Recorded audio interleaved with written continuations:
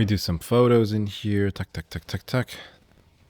Hello, hello. It's been a long time, but hey, we're ending 2025 right now. So it's the best time to do a year in review of 2025. To give a better understanding to this whole thing, I would like to set a baseline right now.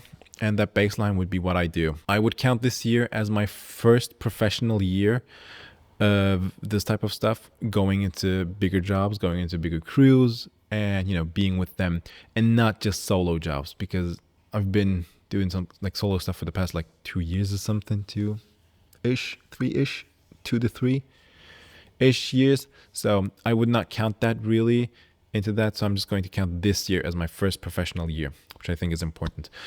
So that's the baseline there. And also, I still have a day job. I've studied architecture and design, talked about it many times before. I work right now as a kind of a 3D photographer, cinematographer kind of way, where I work with a lot of architects and interior designers and furniture designers, where you curate a space, where you light a space, where how you move the camera through the space, cameras, lighting, blah, blah, and all that jazz. That is my day job. So I do get a lot of practice in lighting spaces and curating spaces and, lighting and camera movements and stuff like that. I do get a lot of practice out of that in my day job. And I think that is a very important point in my baseline, because I do get to have a lot of practice, which is very important. But that is my day job, and the stuff that, set jobs and stuff like that, I take time off. I'm in Germany, so I do have some good time off. And, I don't also like completely full time. I'm not completely full time, like 40 hours. So I do get to, take time off and do a lot of jobs. So with that being said, we can go right now to my total days. Total days. So in 2025, plus one job in 2024, I've had a whopping flat 50 days of work, of pre-production, production, and post-production, which, again, does not sound a lot, but you have to remember, first year, defending myself, first year, and I have a full-time job, so I have to, balance everything. So of those 50 days, I have had 3 days in pre-production, which, I usually count those as like half days, so like 6 days, but 3 days in pre-production, 13 days on like okay solo jobs, and 19 days on crew jobs, and 15 days on color. I'm going to have an asterisk here. I'm not counting all of my solo jobs in this one, just because some of them are like, social media stuff here and there, and like podcasts and blah, blah, whatever. I don't want to count everything. I want to count the stuff that I actually would be okay showing new clients. So that's why I'm just counting 13 days on the solo jobs and then 19 days on crew days. But like all the crew days are like actually all the crew days that I really have been on. So, yeah, but we'll talk about them. Okay, let's talk about pre-production. I have 3 days on pre-production, which is, since I count them as like half days, 6 days on pre-production, so 6 half days on pre-production, 3 full days. I don't know, location scouting, talking about lighting plans, setting up camera rigs. We did one with a friend where we just did the DJI autofocus LiDAR. We set the thing up just so that it would work on the day, which kind of crapped out on the day. But again, that's fine. And some like location scouting, some shot decking. I'm not counting communication days or whatever, those don't count, but some location scouting and actually shot decking, and like maybe even shooting everything on Cadrage or Artemis or whatever you want to choose, previous days and stuff like that. So that's like 6 days. What can I talk about? That location scouting is important. The app, the Cadrage app, is such a good thing. Like I have my lens here, I have my camera here, which is the Pixis right now with the open gate, and then I have all my lenses here, so you can just go and frame something up, and it just works great. Highly recommend that. You don't want to carry the 30 kilogram Alexa Mini to everywhere, and it's just like it just runs off with the category and just like this does that, kind of like a director's viewfinder kind of thing. It's a great thing. So I think the most learnings that I've had this year of the in terms of pre-production was just that. Also, shot taking helps a lot. Not going into something without a plan is not the best thing. So something like that really helps a lot. I would highly, highly, highly recommend every time doing that, having a plan, having a lighting plan. You don't have to like write everything up like Roger Deakins does, but having a plan in your head, I think is really important. Well, the light's going away. This is great. This is great. It's not like I'm recording this for the second time because the first time like light went away. I'll just have to wait a second, man. All right, let's talk about solo days now. I've had, like I said, 13 days I would count as solo days, and in those 13 days, there's some more, but I don't want to really count them towards this. Yeah, kind of like jobs that are okay. So I would just say 13 days, and in those 13 days, I've had some. I have 4 days of like social media stuff, but like good social media stuff. Actually, it's like okay social media stuff that I found cool. 4 days of podcast, 2 days of an expo, 1 day of a mini doc, and then 2 days. I don't know, 4 days of like my own, like 2 days of my own stuff, like cool stuff, and 4 days of like social media stuff that I either mine or like from friends that they do with brands. This includes my stuff with Lauva and shot one project with a friend for Forest and Shore, whatever, small stuff. But those have been the solo stuff, which I count as 13 days in my year in review this time. Continue with crew days. I'm sorry, the light's changing so much, but we'll continue with the crew days. I have had 19 days of crew work this year, which I think one last year, so 18 days in 2025, but like plus one in November 2024, which I count again as my first professional year, which is important to me. And that's that, which is like first time of being actually on set, being an actual second AC, being actually behind the camera as a DP, which I had 2 days of. It's really nice. Other than the solo stuff, I have to defend myself here. Of 9 days of those 19 days, I was a floater, I want to say. It's a floater in a sense that kind of light, kind of camera, because I work with a production company here with some friends here, and in those jobs it's crew is usually like 5 to 8 people, and in those 5 to 8 people, sometimes the second AC could just, as a second AC, I could just go to light and then just do some light stuff, or like even as a light assistant go do some second AC stuff, because the needs change of when you're working like with a smaller crew, the stuff changes, the need changes, and you change a lot, tuck here and there. So of those 19 days, 9 days were kind of being a floater, but of those 9 days, 6 days of actually was more in camera than it was in light, which I liked it a little more, if I have to be honest. Okay. So one day I was a gaffer, like gaffer, and that was pretty great. 2 days I was DPing. We shot like an MMA course type of thing. Would you count that as a DP? But yeah, I would. It was a monstro, It was like cool. 1 day of a live music session. I was kind of assistant, best boy, light assistant, but also like AC, everything together. And then 6 days short film, being second AC / camera assistant. or camera intern is it called, camera assistant intern, or like being I floated one day, but other than that, second AC. So it was good. That was a good thing. So in total 19 days. It was really like more things opened up at the later part of this year, and where I even had to say no to some stuff because of my actual work, which was sad. But I got to really work as a second AC. I got to pull focus even as a second AC in some situations. I got to work with light a lot. I got to learn the light a lot. I got to be a gaffer, that was pretty cool.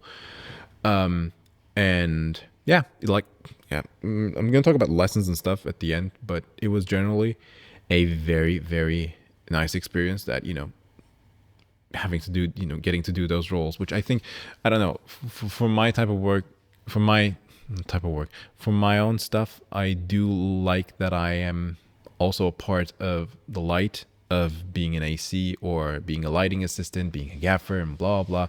Because I kind of expected before I really got into this thing of like being in a bigger crews and stuff, I expected to be like just jump in and like I'm the DP man, kind of a thing. I really expected that because I'm not I'm not an amateur. I'm not beginner. I know what I'm doing, so I kind of expected that I would do kind of that.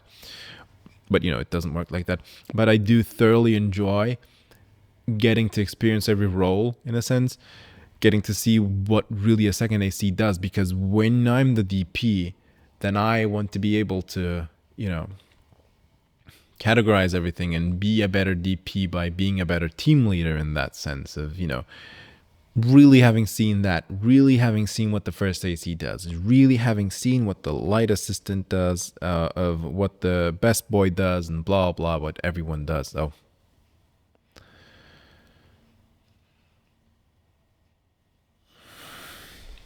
one quick hair fix later. Okay. Where was I? Yeah. So, I kind of lost my point, but I do enjoy, I do thoroughly enjoy being a part of getting to do a lot of stuff so that I can be a better team leader at the end. And I think that's very important. And I do thoroughly enjoy that. Yeah, so that's, those are the 19 days of crew work. It was really cool. Okay, let's go to color work. Oh, stinkt. So I've had 12 color jobs this year, and of those 12 color jobs, 6 of them are actually portfolio worthy stuff that are actually on my website. So you can go check them out too. And if we were to give it days, 15, 18 days, maybe something more, maybe something less, because I can't really quantify that because that is something that I want to do better next year, being actually counting those days, because you get paid with not just like hourly, you get paid daily. It's a day rate. And I've with the prices and stuff, some of them I did actually for free, some of them I did for a very little price because the project was good. It's a good project. Some I did for full price, but those change a lot, and I do want to do a better job next year of keeping track of actual days, because that actually helps. But in general, let's talk about the projects: music video, short doc, feature length doc, music video, short film, feature length film, short doc, social ad, my own stuff podcast. I think it was more than 6. Maybe I counted wrong. But yeah, so those are that. Yeah, what I've learned out of those, I think that's an important one. Maybe I get to show some frames, maybe I don't. Some of them are online, so some are on my website, so I might get to show some frames. But yeah, taking chances. That's what I've learned with the color jobs, because the first color job that I got, I saw something online, which I made a video about that too. 16mm film look, or something like that. You can check that on my channel. I took that job with like someone was on Instagram I was following. Yeah.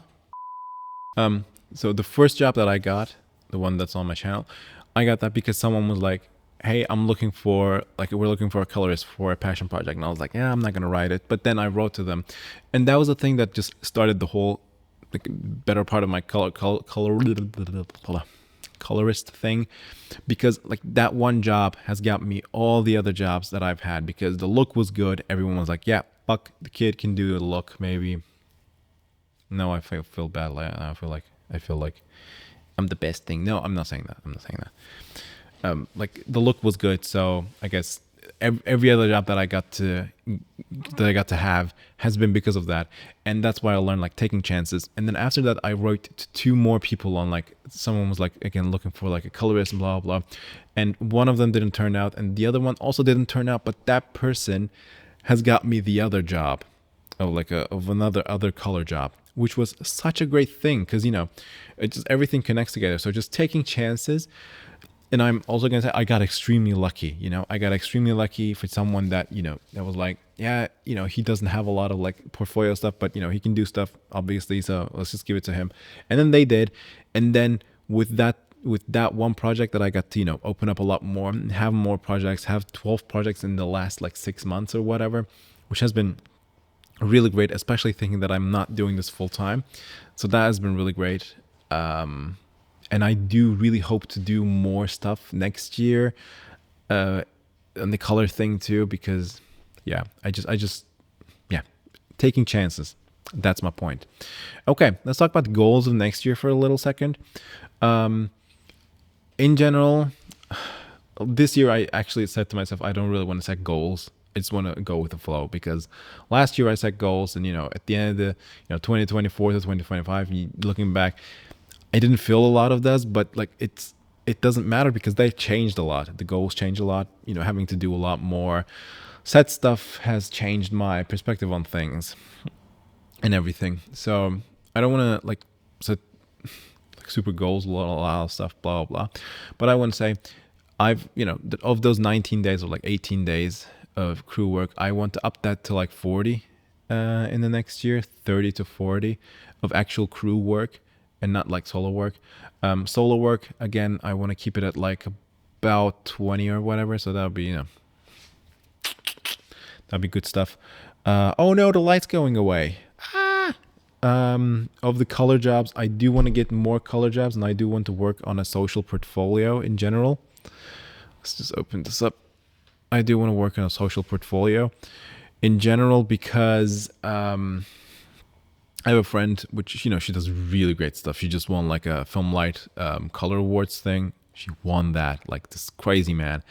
And like her social media is really good, and I know that she's been getting also like jobs from like social media and stuff like that. So I do want to kind of like go into that, I guess, a little bit. And I do want to get more color jobs. I do like my goal would be for next year having like 6 really good, really good projects under my belt for my portfolio next year. So I think that would be my goal in terms of color.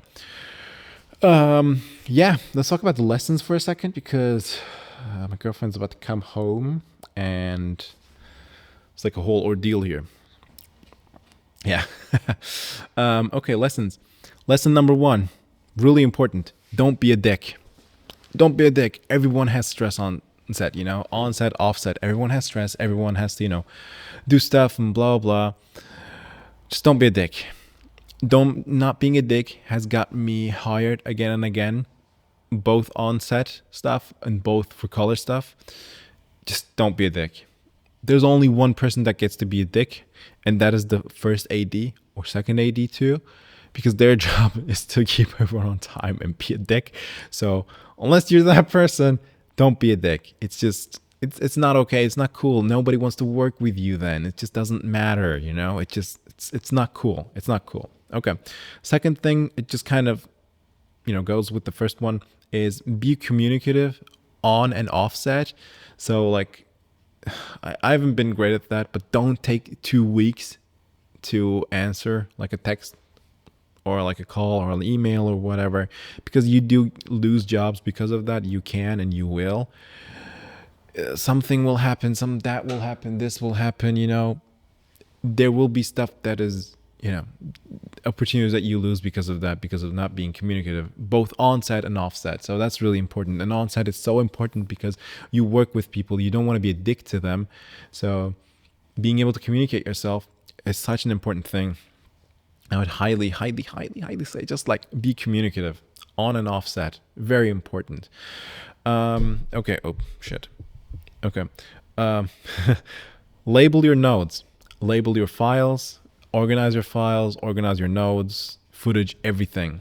Especially with the notes thing, you know, having to do some complicated grading this year too. Having those labels, because it's not what I did on the first project, and then the later project that I did do that, it's gotten me so much, like it's gotten me out of trouble so much, so many times, because they're like, you know what, it's just not looking right, let's just remove that. And I was like, okay, like it's not too bad when they say let's just remove a little green out of it.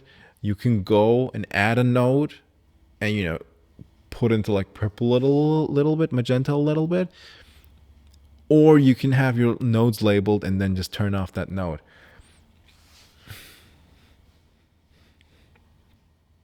At the end of one thing, you will have like 28 nodes on before the clip even, you know, before the look even begins. So you don't want to do that. So label your nodes. And this actually communicates really well with the other one. Don't overcomplicate things. Don't overcomplicate your grades. Don't overcomplicate your lighting. Don't overcomplicate anything. It's just keep it simple. Stupid is real. So kiss is real. It's important. And come on, man. That's gonna be bitch to great, man. Is real. So kiss, and don't overcomplicate things. Don't overcomplicate your lighting setups, note structure, shot list, moves. Don't be like, I get to do this and blah blah. Chill. Simplicity is good. Take a look at Roger Deakins stuff. Simple, nice. It's good. It's good. Deakins is good. Yeah. And I think the last one that I want to say, the last lesson that I've learned is enjoy what you do. This is such a great thing that we get to do. You know, I could be just at my office at doing just the stuff that I do and make good money off of it and just be fine with it. But I choose to do this. So I choose to enjoy it. It's something joyful, and, you know, don't be a dick. Enjoy it. It's fine. It's good. You know, it's fine and it's good. It's good. Enjoy it. Really. It's such a great thing that we get to do. So enjoy what you do. Important. Okay, year in review 2025. Thank you for being a part of 2025. If you're watching this, as a YouTuber, it wasn't the greatest year, but, you know, it happens. I was going to continue doing this, but in general, as in production, solo work, color work, everything has been great. Thank you for being being a part of my 2025. It really has been great. There's much more stuff to come in 2026, both in terms of production stuff and in terms of YouTube stuff. So do be on the lookout for that. And I wish you a Merry Christmas. Well, the Christmas is done. So have a great new year. Have a great January 1st. Go to the gym. Gym is crowded. Yeah, I'm taking a look at myself, by the way, because life's been changing a lot. It's been annoying me, but thank you for being a part of it, and I will see you. That was a Wandering Deep View thing. I will see you in the next one. Bye. Done. Don't look back in anger. I heard you say